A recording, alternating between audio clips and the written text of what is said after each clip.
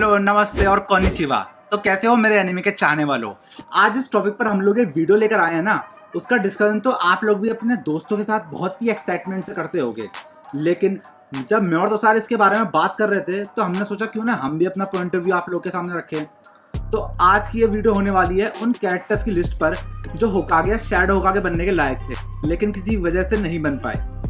मैं हूं ऋतिक और आप सभी का स्वागत करता हूं एनिमे भाई के इस यूट्यूब चैनल में।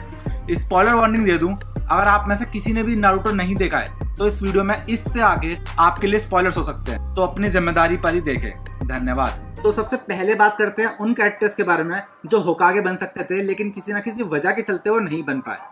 तो इस लिस्ट में सबसे पहला नाम आता है इताची उचिहा का। तो आप लोग मेरी इस बात से बिल्कुल भी डिसएग्री नहीं करोगे कि इताची उचिहा बहुत ही कम उम्र में एक होकागे कैपेबल कैंडिडेट बन गया था। ये बात नारुतो शिपुडेन में थर्ड होकागे ने खुद एडमिट भी की थी कि इताची 7 साल की उम्र में ही एक होकागे लेवल का माइंडसेट रखता था। ये तो बात हो गई उसकी मेंटल एबिलिटी के बारे में, लेकिन अपने विलेज को दुनिया से बचाने के लिए सिर्फ मेंटली पावरफुल होना जरूरी नहीं है, उसके लिए आपको फिजिकली भी स्ट्रॉन्ग बनना पड़ेगा, जिसकी मिसालें भी हमें एनीमे में कई बार देखने को मिली हैं। जैसे कि इताची सेकंड यंगेस्ट स्टूडेंट था जो मात्र 7 साल की उम्र में ही कोनो एकेडमी से ग्रेजुएट हो गया था। 11 साल की उम्र में वो आनबू में भी ज्वाइन हो चुका था और तो 1 साल के अंदर ही वो आनबू का कैप्टन भी बन गया था। एंड लिटरली 13 साल की उम्र में उसने अपने विलेज को बचाने के लिए अपने क्लैन और अपने माँ बाप का खुद सैक्रिफाइस भी किया। मतलब कि इतनी कम उम्र में इस लेवल का इंटेलेक्ट, इस लेवल की डिसीजन मेकिंग हर कैरेक्टर में देखने को नहीं मिलती। मुझे तो इस टाइम बोलते हुए भी बहुत गूज़बम्स आ रहे हैं। पर इताची की कहानी यहीं पर खत्म नहीं होती। 14 साल की उम्र में ओरोचिमारू द लेजेंडरी सानिन को अपने टॉप लेवल गेंजुत्सु में फंसाना, मतलब भाई न जाने कितने ऐसे इवेंट्स हैं नारुतो में जो इताची की ग्रेटनेस को शो करते हैं। Like 4th grade Ninja war में रीएनिमेशन जुत्सु को तोड़ने से लेकर और न जाने क्या क्या ही है, आप लोग तो जानते ही हो। और तो और इतना ही काफी नहीं था कि गॉड ऑफ शिनोबी हाशिरामा ने खुद ही एडमिट किया कि इताची उससे भी एक बेहतर शिनोबी है। सो हमें कोई रीजन नहीं मिला इताची को इस होकागे डिजर्विंग कैंडिडेट्स वाली लिस्ट में से दूर रखने के लिए। आपको क्या लगता है? अपने ओपिनियन भी हमें नीचे कमेंट सेक्शन में कमेंट करके जरूर बताइएगा और मन में मत रखा करो यार, नीचे कमेंट सेक्शन है वहां जाओ और लिखो। अब बढ़ते हैं हमारे अगले कैंडिडेट की तरफ जो है one of the legendary Sannin, Jiraiya the gallant. अब मैं जिराइया के बारे में क्या ही बोलूं, मतलब ये इतना ग्रेट कैरेक्टर था पूरी नारुतो सीरीज का कि इसने खुद से होकागे बनने का इनविटेशन न जाने कितनी बार ठुकरा दिया था। और तो और खुद होकागे ना बनने के बावजूद इसके ट्रेन किए हुए स्टूडेंट्स में से 2 तो आगे चलकर खुद होकागे भी बने थे। आइए जानते हैं कि जिराइया कितना ग्रेट शिनोबी था इताची और किसामे जैसे पावरफुल आकात्सुकी मेंबर्स की मुंह जुबानी। I'm pretty certain you could go toe to toe with him, though I'm not sure I could. He's on a whole other level. Yeah. If we faced each other, both of us would be killed. A rather unappealing outcome. Even if there were more of us, the result would remain the same. Never thought I'd have to go up against one of the legendary Sannin. If we fight him, then both the Uchiha clan and the 7 swordsmen of the mist will have their names dragged through the mud. True. और ये जो scene अभी आपने देखा ये cannon था पूरी तरीके से, मतलब कि मेन स्टोरी लाइन का हिस्सा। और इन दोनों की बातें सुनकर आपको काफी अच्छे से ये अंदाजा भी हो गया होगा कि जिराइया असल में कितना कैपेबल शिनोबी था। So that's why I don't think कि मुझे कोई और रीजंस की जरूरत पड़ेगी आप लोगों को ये बताने के लिए कि वो कितना काबिल था। पर आगे बढ़ने से पहले मैं ये जरूर कहना चाहूंगा कि एक रीजन हो सकता है कि वो होकागे क्यों नहीं बनना चाहता था, जो कि थे उसके adventures to explore the whole world. आप लोगों को क्या लगता है नीचे कमेंट करके जरूर बताइएगा। अब बारी उस कैरेक्टर के बारे में बात करने की जिसकी हाइप मेरे हिसाब से पूरे एनीमे वर्ल्ड में सबसे ज्यादा बनी थी और वो अपनी हाइप पर खड़ा भी उतरा था। मैं बात कर रहा हूँ उस कैरेक्टर की जिसने कोनोहा को उसका नाम दिया था। जी हाँ, मैं बात कर रहा हूँ घोस्ट ऑफ द उचिहा, मदारा उचिहा के बारे में। मदारा के बारे में जितना बोलो उतना कम है। लिटरली अगर आप इसके बारे में बात करने बैठोगे ना तो आप समझोगे कि क्यों मदारा इतना ग्रेट कैरेक्टर था। जितना हाशिरामा सेंजू डिजर्व करता था होकागे बनने का, उतना ही ज्यादा मदारा भी डिजर्व करता था। हाशिरामा भी चाहता था कि मदारा होकागे बने, लेकिन मदारा जानता था कि विलेजर्स भी हाशिरामा को ही एज अ होकागे देखना चाहते हैं और साथ में मदारा अपने अंदर की डार्कनेस को भी जानता था, तो इसलिए वो होकागे नहीं बना। क्योंकि सिर्फ मदारा ही इकलौता ऐसा कैरेक्टर था जो हाशिरामा का राइवल बना था जो कि उसके लेवल का था। मदारा के अलावा और कोई नहीं था जो हाशिरामा को टक्कर दे सके, और उसके साथ ही मदारा इंटेलेक्चुअल भी बहुत। मदारा की अगर मेंटल और फिजिकल स्ट्रेंथ की मैं बात करने बैठा ना तो पूरा दिन निकल जाएगा मेरे दोस्तों, लेकिन ये लिस्ट खत्म नहीं होगी यार। मतलब फोर्थ ग्रेट निंजा वॉर में माइट गाय को छोड़कर ऐसा कोई नहीं था जो उसे टक्कर दे सके। इवन मदारा ने खुद एडमिट किया था कि Might guy is the second strongest shinobi that he had fought with. और ये सब तो कुछ टीजर बराबर बातें भी नहीं बताई होंगी मैंने आपको उचिहा मदारा के बारे में। खैर, इस पर मैं कभी तसल्ली से वीडियो बनाऊंगा। फिलहाल के लिए बढ़ते हैं हम अपने नेक्स्ट कैंडिडेट की तरफ, जो कि है द ब्रोकन हीरो ओबितो उचिहा। इताची की बात, ये मेरा सेकंड फेवरेट कैरेक्टर है और बाकी सारे फैंस का भी।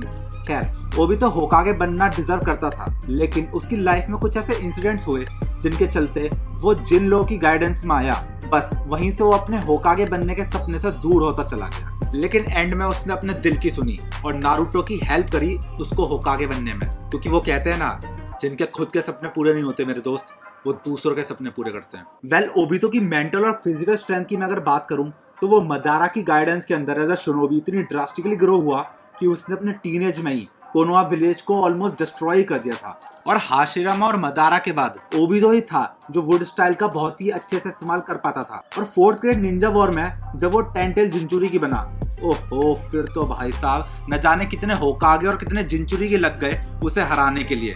ये तो बात हो गई ओबितो के पावरफुल होने की, और वो मेंटली कितना स्ट्रॉन्ग था अगर मैं इसके बारे में आप लोग को बताऊं तो ओबितो ने फोर्थ मिजुकागे को मैनिपुलेट कर रखा था और वो उसे अपना पपेट बनाकर पूरे विलेज पर कंट्रोल करके रखता था शैडोज में से, और ये बात कभी भी किसी को भी पता नहीं चली। तो आप लोग इसी से अंदाजा लगा सकते हो कि ओबितो कितना काबिल था होकागे की गद्दी के लिए।